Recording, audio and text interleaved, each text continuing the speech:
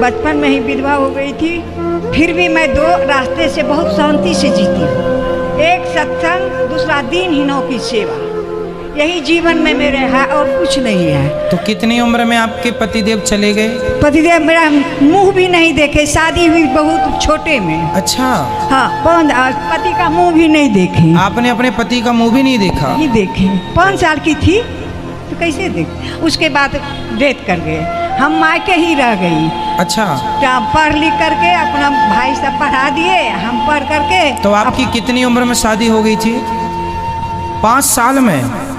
और विधवा कितने साल में हो गई? 8 साल में। ससुराल नहीं गए, देखे भी नहीं।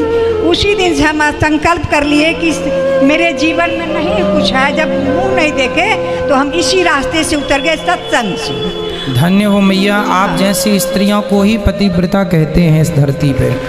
और आप जैसी माताओं के दर्शन करने से ही पापियों के पाप नष्ट हो जाते हैं। इतनी बड़ी ताकत है, ये सती स्त्रियां हैं। देखो, सारी जिंदगी अपने पति की विधवा रह के गुजार दिया, लेकिन जीवन में किसी प्रकार का कोई दोष नहीं है।